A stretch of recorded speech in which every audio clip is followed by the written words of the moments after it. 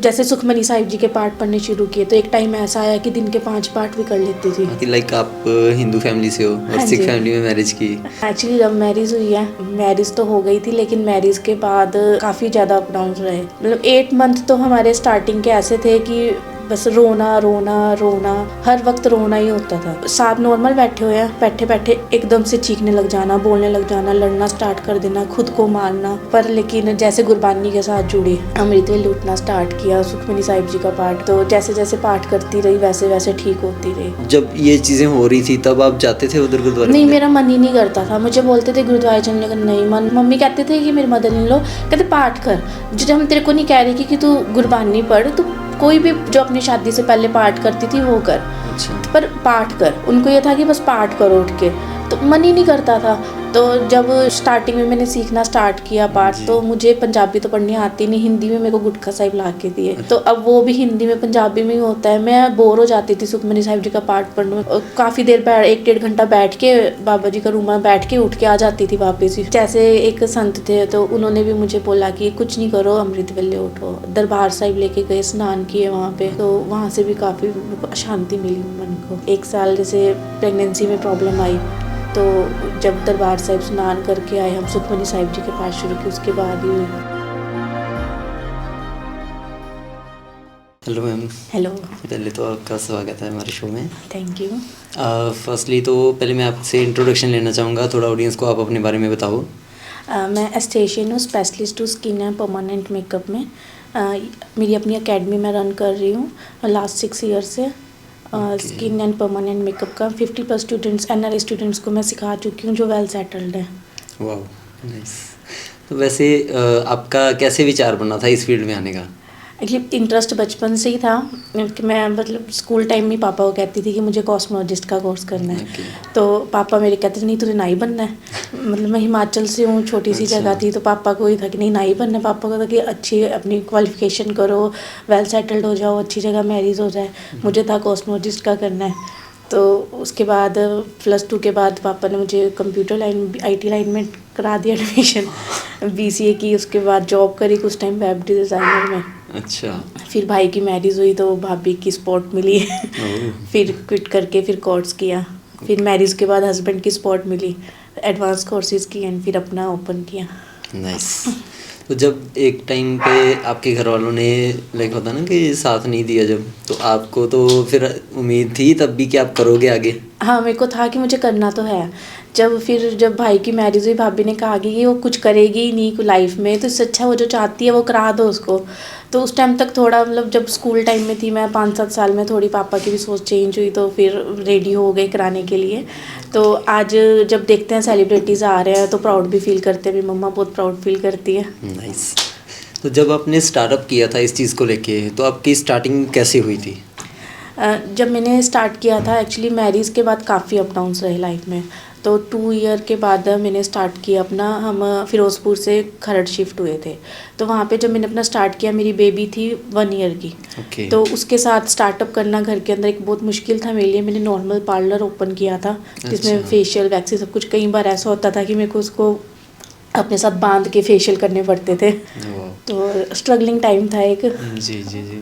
तो अब जैसे आपने स्टार्टअप किया, उसके बाद आप जिस लेवल पे पहुंचे हो, तो उस दौरान बीच में कई बार ये होता है कि ऑब्वियसली कंपटीशन मार्केट में इतना है कि आप अगर देखो एक ही शहर में हज़ारों लाखों सैलून्स होते हैं, तो आपको कैसे लगता था कि लोग आपके पास ही आएंगे? वो मेरे अपना था कि मुझे था कि मैं जो चीज़ जिस कॉन्फिडेंस से क्लाइंट को करके दे रही हूँ और बिना किसी बेईमानी के, मैं 10 रुपये में क्लाइंट को 100 का काम करके देने को रेडी होती हूँ। मैं अपने स्टूडेंट्स को भी ये चीज़ बोलती हूँ कि आप 10 रुपये में 100 का काम करके तो ये ना देखो कि हमें तो 100 रुपये ही मिल रहा है तो हमने पूरा नहीं करके देना है। आप अच्छा रिजल्ट दोगे, क्लाइंट आगे 4 क्लाइंट्स को बताएगा। एक अच्छे स्टूडेंट को सिखाओगे, स्टूडेंट रिकमेंड करेगा। मेरे कई स्टूडेंट ऐसे जो ऑस्ट्रेलिया में सेटल्ड हुए हैं, वो अपने फ्रेंड्स को रिकमेंड करते हैं मेरा। तो फिर वो कहीं मेरे से ऑनलाइन क्लासेस ले रहे हैं, कई स्पेशली आ रहा है कि मैं उनको एकोमोडेशन दे देती हूँ। जो NRI स्टूडेंट्स आते हैं स्पेशली सीख के जाते हैं। तो जब स्टार्टिंग होती है, स्टार्टिंग में क्लाइंट अप्रोच करना मुश्किल होता है। हाँ, बहुत तो मुश्किल तब आपने फिर कैसे किए थे अप्रोच? मैं एक्चुअली क्लाइंट को ना फ़ोन पे जब क्लाइंट मेरे से पूछता है ना, तो मैं उनको यही कहती हूँ कि आप एक बार मिल लो, स्किन चेक करा लो, ट्रीटमेंट कराना ना कराना फिर आपके ऊपर है। जब वो एक बार चेक करा लेगा स्किन, उसके बाद जब मैं उसको सही सजेस्ट करती हूँ उसके बाद फिर क्लाइंट अपने आप ही, जब अगर मैं सच सच बताऊँगी कि क्या प्रॉब्लम है, ठीक भी होगी स्किन या नहीं होगी। अब कहीं बोल देते हैं कि ठीक हो जाएगी, पैसे ले लेते हैं, अगर नहीं ठीक होनी है मैं बोल देती हूँ कि आप डॉक्टर के पास चले जाओ, या फिर ये नहीं ठीक होनी है, मैं क्लाइंट को क्लियर कर देती हूँ। नाइस। अब कई बार ऐसे होता है ना कि स्टार्टिंग में चीज़ें ऐसी होती, नर्वसनेस आती है कि होएगा नहीं होएगा, तो ऐसी भी चीज़ें होती थी? हाँ, काफ़ी बार हुआ। स्टार्टिंग में जब मैं एडवांस कोर्सेज कर किए थे, उसके बाद कई बार होता था मैं हस्बैंड को बोलती थी मैं आपके ऊपर प्रैक्टिस करूँ। बहुत बार ऐसा हुआ, तो हस्बैंड कहते तो मेरी स्किन ना खराब। तो कई बार डम्मी के ऊपर प्रैक्टिस करनी। अच्छा। कोई भी मतलब फ्री में काफ़ी बार किया ऐसे कि प्रैक्टिस के लिए, कि हाथ खुल जाए, कॉन्फिडेंस आ जाए, रात भर सीखते रहना, पढ़ते रहना उसके बारे में। तो कभी ऐसे नहीं आपने किया कि जैसे उनके ऊपर, हस्बैंड के ऊपर एक्सपेरिमेंट किया और उनकी रील बना के वायरल की हो? की है। हमारी एक रील काफ़ी वायरल हुई है। अच्छा। उसमें एक्चुअली मैं इनका ट्रीटमेंट कर रही थी। अच्छा। तो इनके नोज के पास ना ब्लैक हेड था। अच्छा। तो मैं वो निकालने लगी, इन्होंने एकदम मेरे को नेक से ऐसे पकड़ लिया। तो मैंने एक रील पोस्ट की थी, उस टाइम कैमरा ऑन था, तो मैंने रील पोस्ट की, तो वो काफ़ी वायरल हुई हमारी कि जब क्लाइंट आपका हस्बैंड हो तो कुछ भी हो सकता है। तो वैसे इरिटेट नहीं होते कभी फिर जब आप ऐसे एक्सपेरिमेंट करते हो? नहीं, करा लेते हैं। उनको भी है कि उनकी वाइफ आगे बढ़े, करा लेते हैं। चलो बढ़िया। फिर तो कई बार ऐसे होता है ना, लाइक लेडीज़ का स्पेशली, कि मेकअप करवाने आती हैं, सारा अपना जो प्रॉपर रीटचिंग वगैरह। तो एक मैंने रील भी देखी थी, एक लड़का अपनी माँ को पहचानने से मना कर देता है, तो ऐसा कभी हुआ आपके? नहीं, ऐसा नहीं है? नहीं।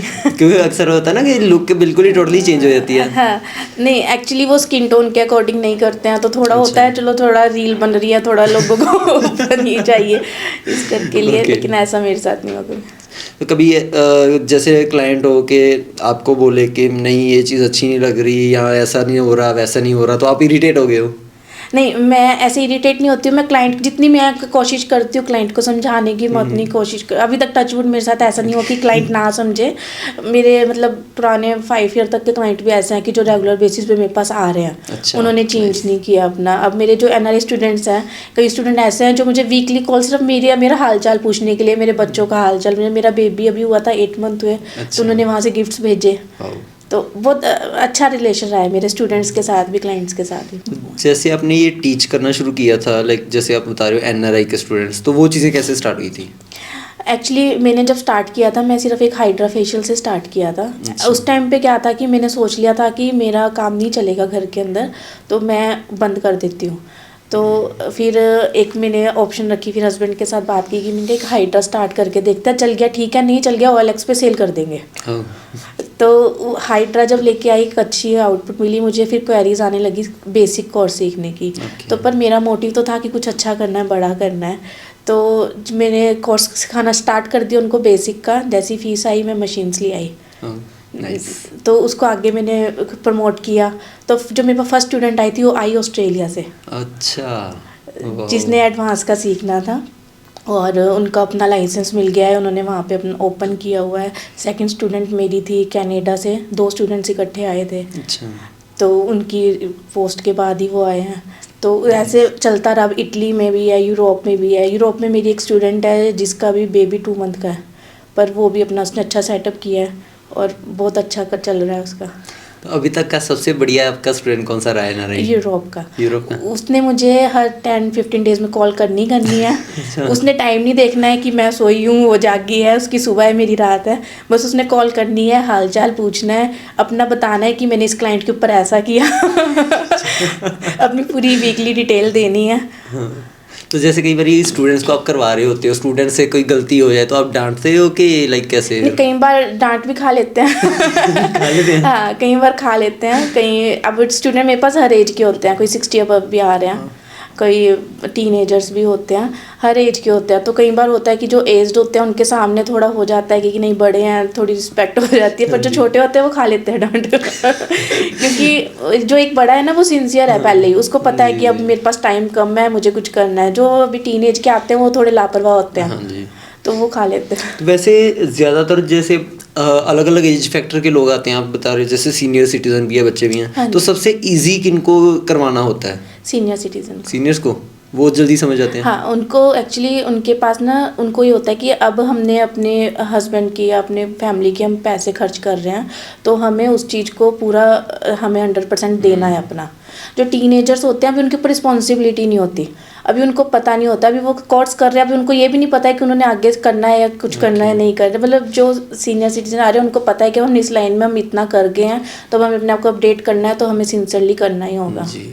एक चीज़ होती है ना कि सीनियर सिटीजन्स का माइंडसेट जो है वो थोड़ा एज फैक्टर के हिसाब से लो हो जाता है। नहीं, आजकल जो है ना सीनियर सिटीजन ज़्यादा हो गया। मेरी एक स्टूडेंट थी, मोहाली से ही थे। अच्छा। तो वो सिर्फ उन्होंने कोर्स किया सिर्फ इसलिए कि अब वो फ्री हो चुके थे अपनी फैमिली से। ओह। कहते हैं मेरी बेटी कहती है कि अब आप घर पे बैठ के डिप्रेशन में ना चले जाओ, आप कुछ करो। तो इस करके उन्होंने कोर्स ज्वाइन किया, 10 डेज़ का कोर्स था। उन्होंने कोर्स ज्वाइन किया और फिर अपना ओपन किया। वाह, सही है, फिर तो अच्छा है। हाँ। वैसे जब आप लाइक आपको स्टार्ट आपने किया था तो आपको था कि आपने टीच वगैरह करना है या जो भी है ना, तो स्टेप बाय स्टेप आप बढ़ते गए। तो सबसे पहला सेलिब्रिटी कौन सा आया था आपके पास? मेरे पास बेनेट दोसांझ। अच्छा, तो आपको कैसा लगा था? अच्छा लगा था, बाय नेचर बहुत अच्छे हैं। अच्छा। हमारा फैमिली रिलेशन बन गया था उनके साथ। अच्छा। उस पर काफ़ी ऐसा आया जिन्होंने अपना हाइड ही रखा है। होता है ना कि प्रमोशन कहीं करनी है, ट्रीटमेंट कहीं कराना है, तो वो चीज़ थी। कुछ जैसे घर के अंदर ओपन है इस करके भी थोड़े सेलिब्रिटीज़ ऐसे कर जाते हैं, लेकिन बेनेट दोसांझ जी ने ऐसा नहीं किया था। उन्होंने मेरी पोस्टिंग भी की थी, स्टोरीज भी पाई है। नाइस। तो अभी तक वैसे एवरेज देखा जाए तो कितने सेलिब्रिटीज़ का कर चुके हो? Around 10 above. 10 above, nice. और NRI स्टूडेंट अभी तक आपने कितने करी है? 50+। तो आपने वैसे खुद नहीं सोचा कि आप अगर फॉरेन में शिफ्ट हो जाओ इस चीज़ को लेकर? सोचा था एक बार कि हम बाहर चले जाते हैं, अच्छा रहेगा, लेकिन फिर जब वहाँ देखते हैं कि हस्बैंड वाइफ ही आपस में नहीं मिल रहे हैं, बच्चों से के लिए टाइम नहीं है, तो फिर सोचते हैं कि नहीं, जहाँ ज़्यादा इंडिया ज़्यादा अच्छा है। ये भी सही है। हाँ, घूमने चले जाते हैं, घूम के आ गए बस, पर सेटल इंडिया में ही होना है। ठीक है, ये भी अच्छा है। अब जैसे आप कई बार होता है कि आपके माइंड में होता है मैं लाइक इस चीज़ को कर रही हूँ, साथ में फैमिली भी संभालनी है, सब कुछ करना है, तो कई बार ऐसे नहीं आपको फील होता कि यार एक लंबी छुट्टी पे निकल जाऊँ? होता है। मदर इन लॉ काफ़ी सपोर्टिव है। अच्छा। छोड़ के चली जाती हूँ मैं बच्चे। हस्बैंड के साथ? बच्चे उनके पास। चलो ये सही है ना, एक लॉन्ग टूर हो जाता है। वैसे एक जब आपका स्टेज था स्टार्टिंग से अभी तक का, उसमें सबसे ज़्यादा वाला जो डाउनफॉल आपका कब आया था? जब हम फिरोजपुर से यहाँ शिफ्ट हुए थे, सेकंड लॉकडाउन लग गया था। अच्छा। तो सेकंड लॉकडाउन के टाइम पे जो हस्बैंड का बिजनेस था वो भी काफ़ी डाउन चला गया था। फर्स्ट लॉकडाउन में लोग परेशान हुए थे, लेकिन हमने फर्स्ट लॉकडाउन में बिल्कुल परेशान नहीं थे। पर हम सेकंड लॉकडाउन में आ गए, काफ़ी परेशानी हुई हमें। तो मतलब बता नहीं सकती हूँ कि रब ने साथ दिया है बस, कि बेबी, छोटी बेबी थी, मतलब उस टाइम वो 8 मंथ की थी शायद। एक मैंने सुना था कि लाइक आप हिंदू फैमिली से हो और हाँ सिख जी। फैमिली में मैरिज की, तो वो कैसे मतलब? एक्चुअली लव मैरिज हुई है, चंडीगढ़ में ही होते थे, मैं यहीं पे अच्छा। कोर्स कर रही थी, हस्बैंड फ्रेंड के फ्रेंड थे आगे से। तो मैरिज तो हो गई थी, लेकिन मैरिज के बाद जब काफ़ी ज़्यादा अप डाउन रहे फैमिली में एडजस्ट करने में, जैसे मैं मंदिर में जाती थी, मतलब मुझे मना नहीं किया कभी, ना मदर इन लॉ ने ना हस्बैंड ने। मैं बोलती थी मंदिर चलने को, साथ भी चलते थे, लेकिन कुछ चीज़ें ऐसी हुई कि मन ही नहीं करता था कुछ करने का। मतलब 8 मंथ तो हमारे स्टार्टिंग के ऐसे थे कि बस रोना रोना रोना, हर वक्त रोना ही होता था। मैं मदर इन लॉ को क्या बोल रही हूँ, इन हस्बैंड को क्या बोल रही हूँ, देवर को, उनको, मतलब साथ नॉर्मल बैठे हुए हैं, बैठे बैठे एकदम से चीखने लग जाना, बोलने लग जाना, लड़ना स्टार्ट कर देना, खुद को मारना, बहुत कुछ ऐसा हुआ। लाइक मतलब डिप्रेशन की? हाँ, क्या? मतलब अब कह नहीं सकते, कोई कहता था कि टोने टोट के है, कोई कहता था डिप्रेशन हो गया। मेरी पेक के साइड तो मानती नहीं इनको चीज़ों को, तो कहते थे डिप्रेशन हो गया है, इसको डॉक्टर को दिखाओ। अच्छा। तो कोई कहता था नहीं ये टोने टोट के हैं, पंजाब में बहुत चलता है। तो पर लेकिन जैसे गुरबानी के साथ जुड़ी, अमृत वेले उठना स्टार्ट किया, सुखमनी साहिब जी का पाठ, ओके। तो जैसे जैसे पाठ करती रही वैसे वैसे ठीक होती रही। तो लाइक आपको वैसे मेन रीज़न पता है कि आपका ये क्यों हुआ था, किस चीज़ की वजह से? मेन रीज़न कुछ बता ही नहीं सकते। अब अगर उसमें जाएँ हम टोने टोटकों में तो वो भी हो सकता है। अगर क्योंकि डॉक्टर्स को भी दिखाते थे तो डॉक्टर भी बोल देते थे नहीं कुछ नहीं है। और ऐसा भी होता था कि घर के अंदर मेरे को 102 बुखार है, इमरजेंसी में हॉस्पिटल लेके जाना कुछ भी नहीं होता था, नॉर्मल होती थी। अच्छा। ये भी हुआ है। तो अगर ये चीज़ें देखें तो फिर ये ऐसे ही लगता था कि ये वही चीज़ें चली हुई है, आसपास नेगेटिव एनर्जी है। जी जी जी। जैसे अब गुरुद्वारे या मंदिर जाते थे, है ना, तो उस टाइम आप जब ये चीज़ें हो रही थी तब आप जाते थे उधर गुरुद्वारे? नहीं, मेरा मन ही नहीं करता था। मुझे बोलते थे गुरुद्वारे चलने का, नहीं मन, मंदिर जान चल। मम्मी कहते थे कि मेरे मदर इन लॉ कहते पाठ कर, जो हम तेरे को नहीं कह रही कि तू गुरबानी पढ़, तू कोई भी जो अपनी शादी से पहले पाठ करती थी वो कर, अच्छा। पर पाठ कर। उनको ये था कि बस पाठ करो उठ के, तो मन ही नहीं करता था। तो जब स्टार्टिंग में मैंने सीखना स्टार्ट किया पाठ, तो मुझे पंजाबी तो पढ़नी आती नहीं, हिंदी में मेरे को गुटखा साहिब ला के दिए। अच्छा। तो अब वो भी हिंदी में पंजाबी में ही होता है। मैं बोर हो जाती थी सुखमनी साहिब जी का पाठ पढ़ने में। काफ़ी देर बैठ 1-1.5 घंटा बैठ के बाबा जी का रूम में बैठ के उठ के आ जाती थी वापस ही। अच्छा। पढ़ती नहीं थी। तो धीरे पर जैसे एक संत थे तो उन्होंने भी मुझे बोला कि कुछ नहीं करो, अमृत वेले उठो। दरबार साहिब लेके गए, स्नान किए वहाँ पे। अच्छा। दरबार साहिब तो वहाँ से भी काफ़ी मेरे को शांति मिली मन को। हाँ जी, 1 साल जैसे प्रेगनेंसी में प्रॉब्लम आई, तो जब दरबार साहिब स्नान करके आए हम, सुखमनी साहिब जी के पास शुरू की, उसके बाद ही हुई। जब एक होता है ना ऐसी चीज़ें हुए, कोई नेगेटिव वाइब्स या कुछ भी लाइक डाउनफॉल होता है, तो उसके बाद उठना मुश्किल हो जाता है। हाँ जी। तो तब आपको किसने सपोर्ट किया था और कैसे? हस्बैंड और मदर इन लॉ ने ओके। बहुत सपोर्ट किया। मेरी मदर ने खुद ने बोला कि हमारे पास भेज दो, अच्छा। तो हम इसका इलाज कराएंगे। पर मेरी मदर इन लॉ कहते नहीं, अस्सी करार है इलाज, तो टेंशन ना लो। अच्छा। बहुत सपोर्ट किया उनको, बल्कि उनको मैं ऐसे सामान उठा के फेंक देती थी। मतलब कोई और अगर होती, कोई और फैमिली होती या मेरी अरेंज मैरिज होती, तो उन्होंने बोला था अपने घर ले जाओ इसको। अब तक तो शायद डिवोर्स हो गया होता। टचवुड पर बहुत अच्छा। बल्कि जवाई की कितनी कदर की जाती है फैमिली में, जवाई आया तो ये करो वो करो। तो उनके साथ भी मेरे काफ़ी इश्यूज रहे, पर लेकिन उनकी फैमिली ने भी काफ़ी सपोर्ट किया। चलो बढ़िया। फिर तो फिर आप जब वापस एक ट्रैक पे आए तो वो कैसे आए फिर उसके बाद? जब जैसे सुखमनी साहिब जी के पाठ पढ़ने शुरू किए, तो एक टाइम ऐसा आया कि दिन के 5 पाठ भी कर लेती थी। अच्छा। तो माइंड शांत हुआ। फिर हम फिरोज़पुर से यहाँ शिफ्ट हो गए, तो बिज़ी हो गई मैं भी बेबी के साथ, काम के साथ। तो धीरे धीरे जैसे जैसे गुरबानी पढ़ती गई, धीरे धीरे गुरुद्वारे जाना डेली, धीरे धीरे सब कुछ ठीक होता गया।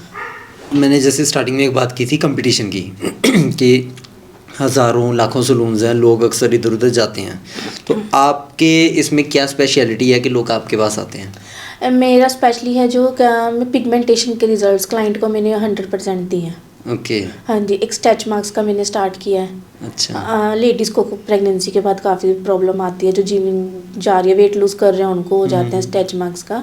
तो वो मैंने परमानेंट मेकअप के थ्रू उसका स्टार्ट किया है। उसका भी मुझे 100% रिजल्ट मिल रहा है क्लाइंट्स को।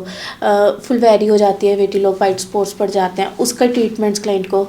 ओके। तो वो कवर हो जाता है? हाँ जी, मतलब वो ये है कि परमानेंट मेकअप के थ्रू है, up to 3 to 4 years touch up लेना पड़ता है। ये नहीं है कि आपने एक बार करा लिया और ख़त्म। मेंटेनेंस तो चाहिए ही है। जी जी जी जी। ओके। और अभी तक ये चीज़ें कितना, मतलब कितने लोगों को पता लग चुकी हैं आपकी? जो मेरा स्ट्रेच मार्क्स का है वो अभी कम को ही पता है, क्योंकि लोग ना एक्चुअली पोस्टिंग नहीं करने देते। ट्रीटमेंट करा लेते हैं, मैम फ़ोटो डिलीट कर दो। अच्छा। तो इस करके थोड़ा कम पता है, लेकिन जिनको पता चल रहा है वो आगे से आगे रेफरेंस जरूर देते हैं। जब मेकअप की बात आती है तो अक्सर लड़कों के मन में होता है कि यार पाउडर की दुकान। आपको क्या लगता है इसके बारे में? नहीं, जो प्रोफेशनल मेकअप है ना एक्चुअली, हम उसमें होता है कि हम according to skin tone foundation वगैरह लगा रहे हैं। जो हमारा परमानेंट मेकअप है उसमें क्या होता है कि उसमें आपकी आईब्रो है, जैसे फॉर एग्जांपल आईब्रो पे आपके हेयर कम है, हेयर ग्रोथ कम है, तो उस पर हम एक स्ट्रोक्स बना देते हैं, शेडिंग कर देते हैं, जो नेचुरल लगती है, कि उसमें मेकअप में आपको बार बार डेली पेंसिल लगाने की ज़रूरत नहीं है। अब लिप ब्लैक हो जाते हैं, तो ब्लैकनेस को रिमूव करने के लिए या नेचुरली पिंकिश के लिए उसमें कलर फिल कर देते हैं, जो परमानेंट मेकअप में आता है। ओके। हाँ जी, तो इसकी भी मेंटेनेंस होती है, मतलब अप टू 3 ईयर्स तक रिजल्ट रहते हैं। तो अब कई बार होता है ना कि लाइक एक नेचुरल स्किन होती है बट कई क्रीम्स इफ़ेक्ट भी कर जाती हैं या कुछ ऐसा होता है, तो वो चीज़ें फिर आप कैसे देखते हो कि ये इस बॉडी के लिए या इस स्किन के लिए ये चीज़ें सूट नहीं करती या कर सकती है? वो चीज़ कैसे पता लगता है फिर? वो तो स्किन चेक करके ही चलता है क्लाइंट्स की। जब हम कंसल्टेशन करते हैं, अगर क्लाइंट ने सच सच बता दिया है कि उसने ये यूज़ किया था उससे हुआ है, तो उससे फिर पता चल जाता है कि हाँ उसके अंदर ये इंग्रेडिएंट से ये उसको इफेक्ट कर गया है, तो हमने उसे अकॉर्डिंग ट्रीटमेंट करना है। और मेरा जो है मैं कस्टमाइजेशन करती हूँ।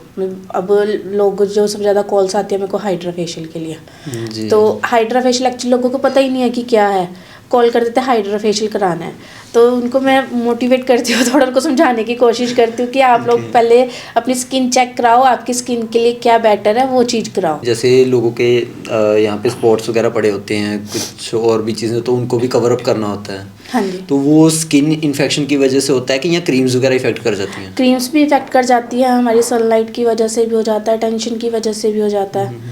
अब कई जो डेली मेकअप कर रहे हैं उनके भी हो जाता है, स्किन की रेगुलर केयर नहीं कर रहे हैं। अब हम फ़ोन यूज़ करते हैं, चाहे वो बॉयज़ हैं चाहे गर्ल्स हैं, डेली फ़ोन यूज़ कर रहे हैं, लेकिन अपनी प्रॉपर स्किन की सीटीएम नहीं कर रहे हैं, सनस्क्रीन बिल्कुल नहीं लगाते। कईयों को लाइक होता है कि अगर कोई चीज़ लगाते हैं, एक चीज़ जो है वो सही लग रही है, ठीक है, तो दूसरी चीज़ जो है इफेक्ट कर रही है, अब उसको सही करने के लिए जो दूसरी चीज़ यूज़ करते हैं फिर वो सही करके इफेक्ट करती है। स्किन के अकॉर्डिंग नहीं यूज़ करते ना, तभी मैं क्या हमेशा अपने क्लाइंट्स को भी बोलती हूँ, स्टूडेंट्स को भी बोलती हूँ कि हमेशा अपनी स्किन को पहले चेक करो, आपकी स्किन के लिए कौन सा प्रोडक्ट सही है, फिर यूज़ करो। अब टीवी में ऐड देख ली, इंस्टा पे ऐड देख ली, वो प्रोडक्ट मंगा लिया और वो यूज़ कर लिया, और वो उनकी स्किन पे जाना भी है या नहीं जाना है। अब कई बार ये होता है ना कि हम प्रोडक्ट्स देखते हैं, लिखा होता है हर्बल है सब कुछ, तो एक्चुअल में होते भी हैं कि नहीं? हर्बल होती है, कई कंपनियां होती हैं हर्बल, पर 100% तो कुछ भी नहीं है आजकल नेचुरल। ओके, क्योंकि लिखा तो उधर बहुत गौर से होता है कि हर्बल है। नहीं, अभी कंट्रोवर्सी हो रही है पर 100% कुछ भी प्योर नहीं। ओके। अब जैसे आप ये चीज़ें कर रहे थे, सारा कुछ आपने जैसे मेकअप वगैरह का किया, खुद का स्टार्ट किया, तो कई बार होता है कुछ ऐसे रिलेटिव्स भी होते हैं जो जलते हैं और टॉन्ट भी मारते हैं, ऐसा कोई किस्सा आपके साथ? ऐसा होता है कि जब कोई आया और बोल दे हमारा ट्रीटमेंट कर दो, और मैं बोल दूँ भी टाइम नहीं है, कि साढ़े लिए टाइम नहीं है।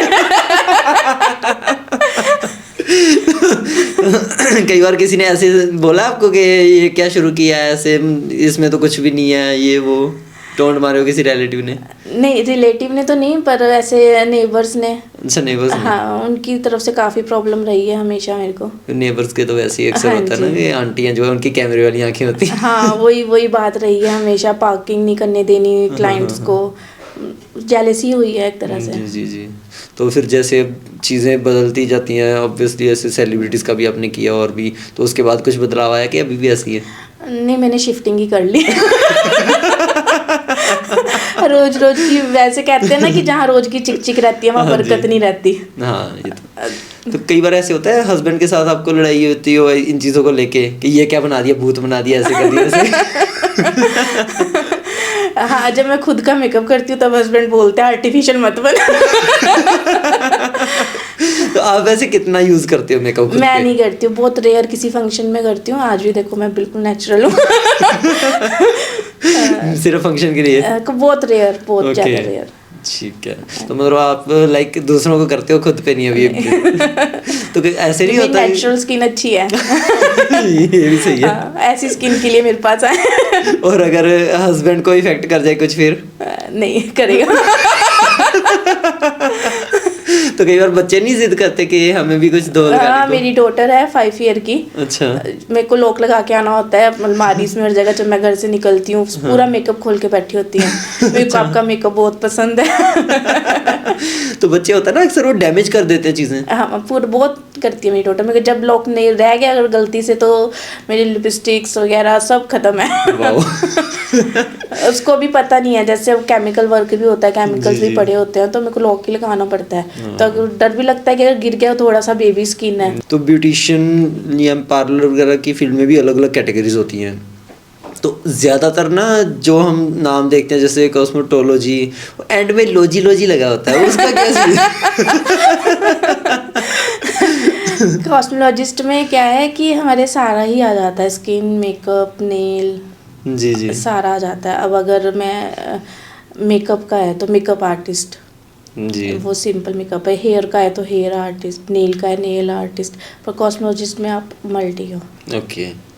तो आपकी ज़्यादातर रिक्वायरमेंट्स जैसे होती है कई बार, तो आप क्लाइंट को पिच करते हो। फॉर एग्जांपल वो हेयर के लिए आया, तो हेयर करवा के चला गया, तो कई बार होता है ना कि बंदा बोलता है कि आप ये भी करवा लो, वो भी करवा लो, कुछ ऐसा। नहीं, मैं तो कभी सजेस्ट करते क्लाइंट हो को कोई नहीं चीज़ें? किया। मैं क्लाइंट को स्किन के लिए ही ज़्यादा करती हूँ। क्लाइंट आते हैं, बोलते हैं हम एक सीटिंग लेके देखेंगे, Okay. तो मैं उसी के लिए क्लाइंट को बोलती हूँ कि एक सीटिंग से कभी रिजल्ट नहीं आता है। एक सीटिंग तो हमारी अब आपकी क्लिनजिंग ही हुई है एक सीटिंग में, जी। कोई रिजल्ट नहीं है। अपनी प्रॉपर सीटिंग्स लोगे, घर जैसा हम कह रहे हैं आप अपनी होम केयर वैसे करोगे, प्रॉपर फॉलोअप करोगे, 100% रिजल्ट मिलेगा। लेकिन अगर आप एक सीटिंग लेके देखनी है तो फिर उसमें मेरी कोई गारंटी नहीं है रिजल्ट की। फर्स्ट सीटिंग में कुछ नहीं होता है। सबसे ज़्यादा काम किस टाइम पे चलता है आपका, कौन से सीज़न पे? मेरा 12 महीने का है, क्योंकि स्किन ट्रीटमेंट क्लाइंट को कराना ही है, परमानेंट मेकअप का कराना ही है, एकेडमिक वर्क है, स्टूडेंट्स ने सीखना ही है। अब जैसे फ़ॉरेन से आपने बताया था कि ऑनलाइन क्लासेस लेते हैं, तो ऑनलाइन में कई बार ऐसे लाइक टाइमिंग या कोई नेटवर्क वगैरह के इश्यूज़ वगैरह हैं, कुछ ऐसी चीज़ें कोई ना समझ आती हों? हाँ, बहुत सी चीज़ें होती है, स्टूडेंट्स को उस टाइम पे नहीं समझ आती, पर मेरा यह है कि मैं स्टूडेंट्स को अपनी तरफ से ना पूरे लाइफ टाइम सपोर्ट का वादा करती हूँ, और मैं फिर उनको देती भी हूँ। ऐसा नहीं है कि स्टूडेंट ने मेरे से सीख लिया, उसको सर्टिफिकेशन हो गई तो अब उसका और मेरा कोई रिलेशन नहीं है। स्टूडेंट के पास क्लाइंट लेटा है, वो मेरे को कभी भी कॉल करे, मैं उसको बताती हूँ कि आपने स्किन के ऊपर कैसे करना है ट्रीटमेंट।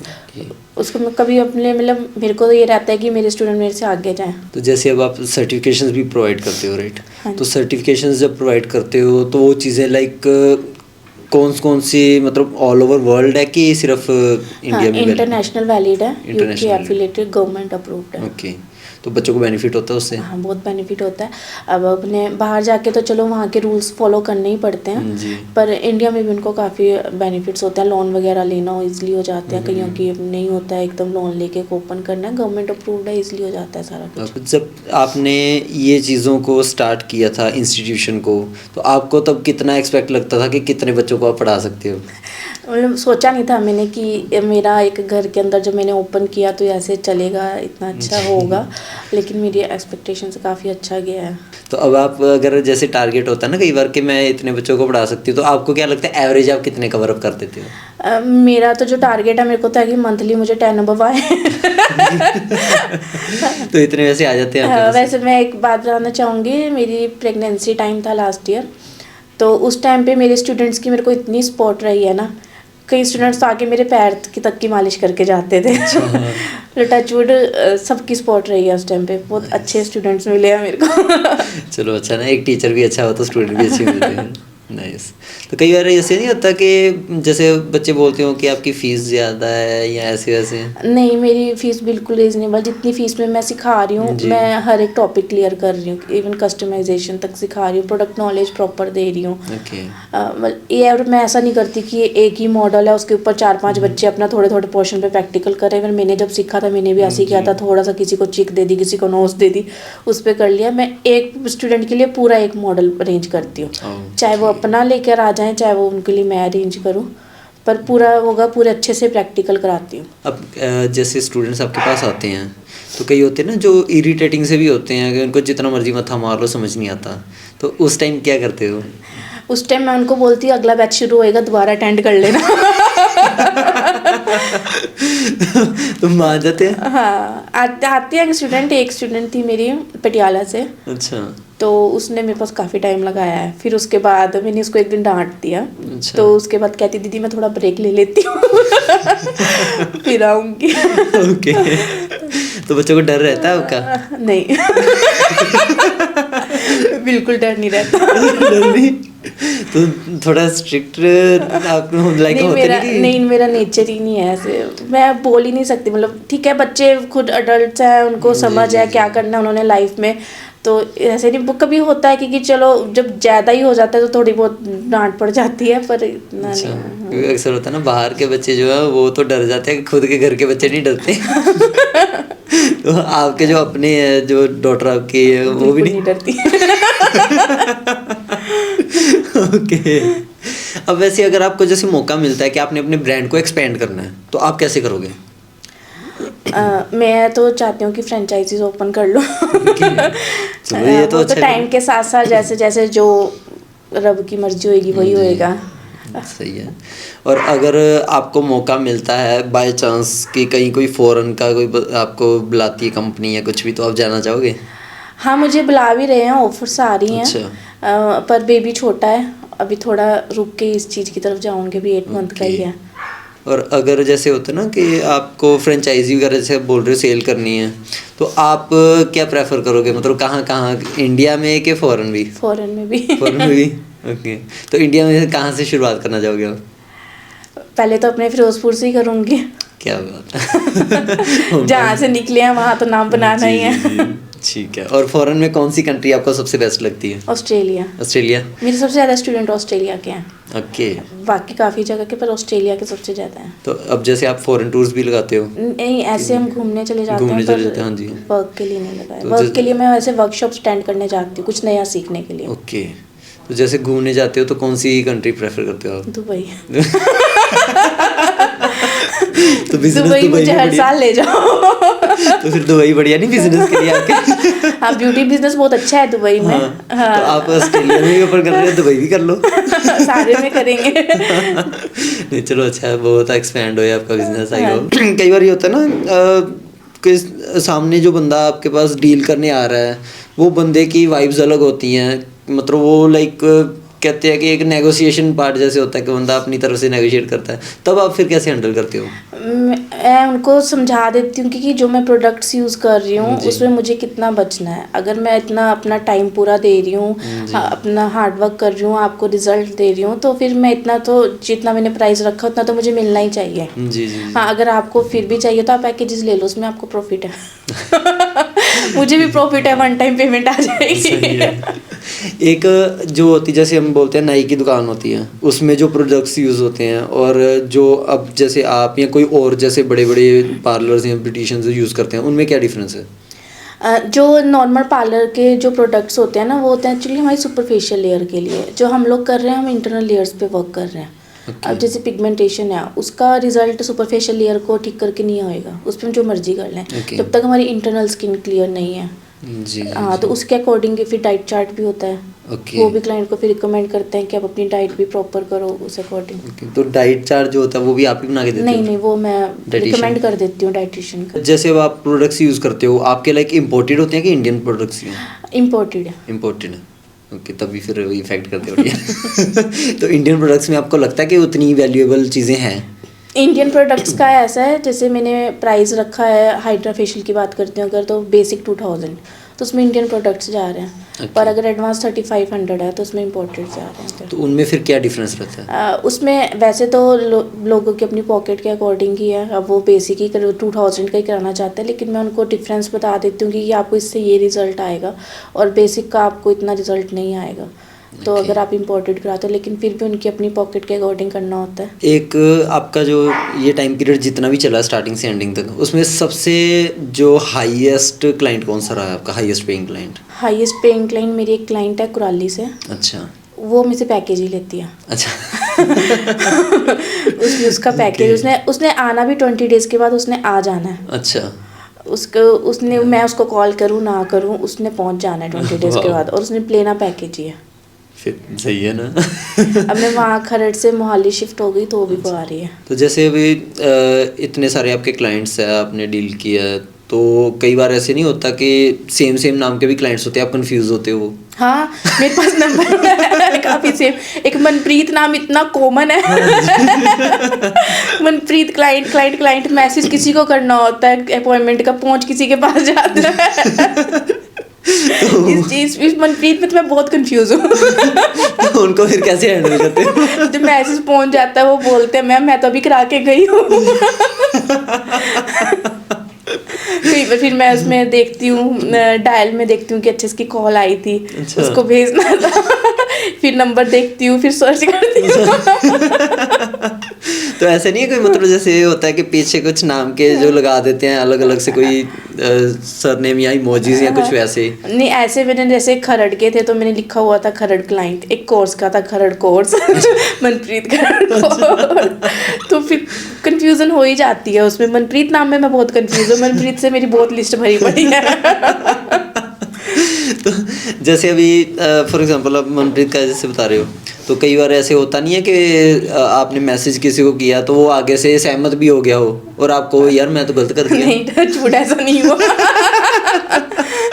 अच्छा।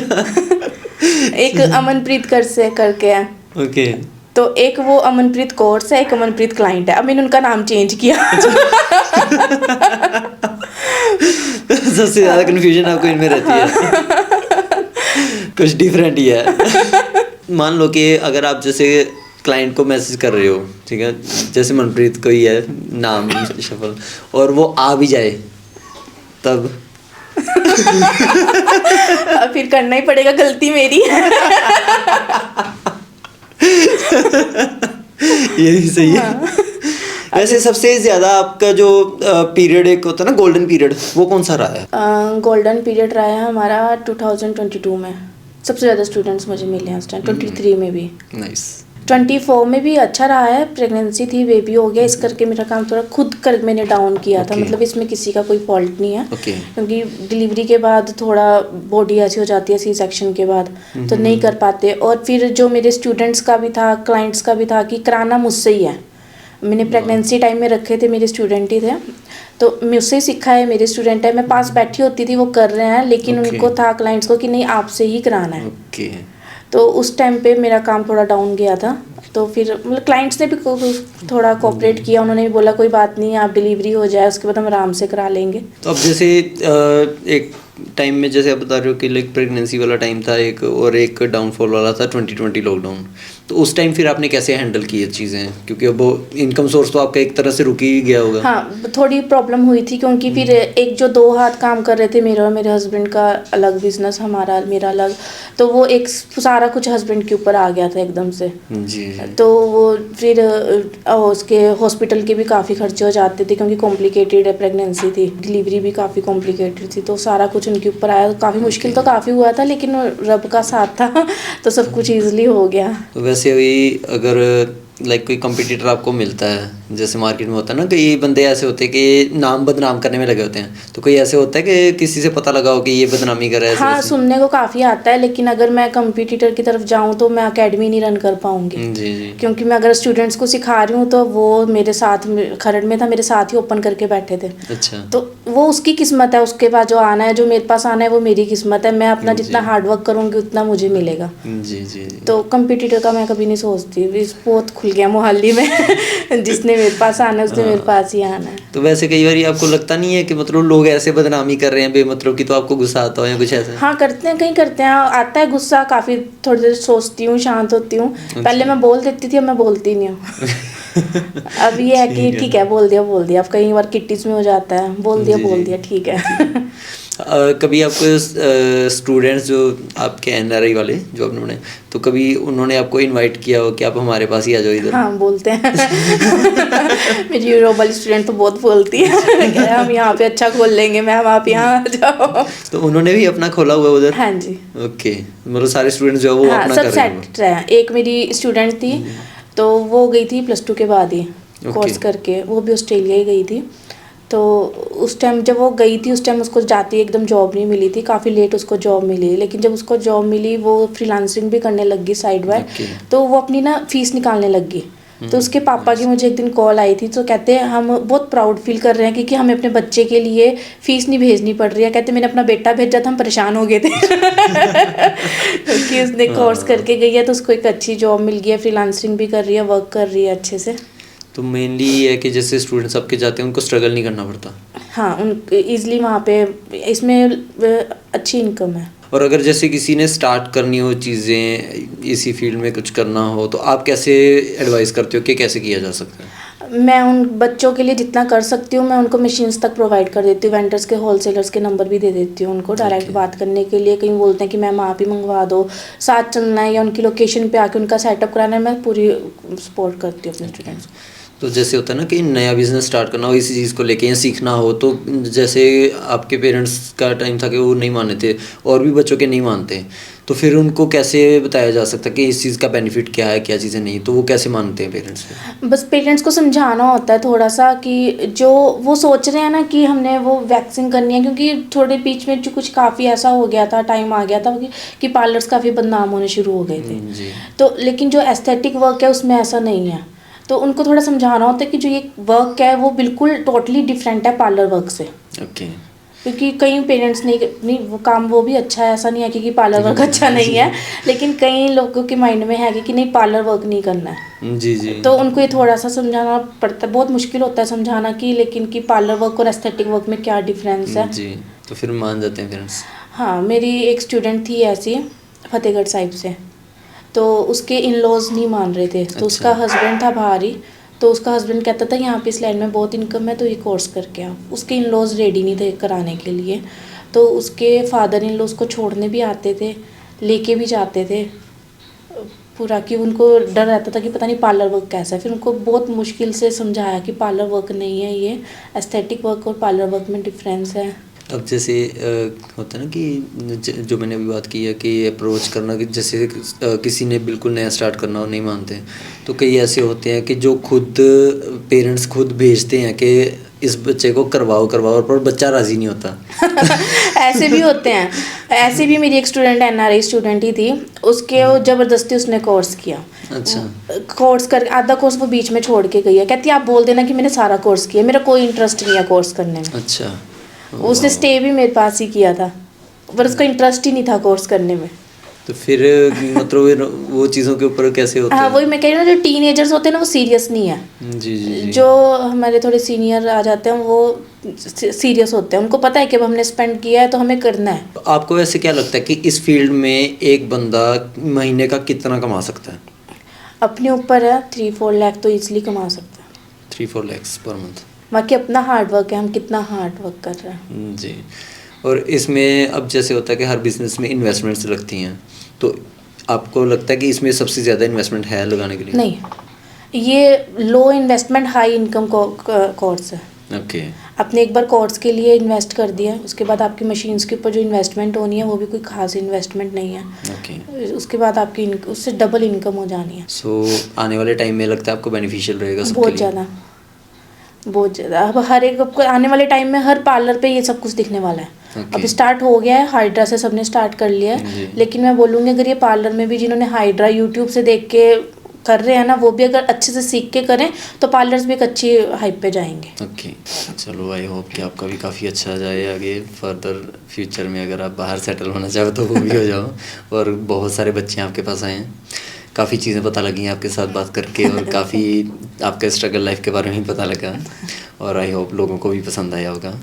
थैंक यू सो मच, आप शो में आए, और आपकी तरक्की के लिए दुआ करते हैं। Thank you. Thank you.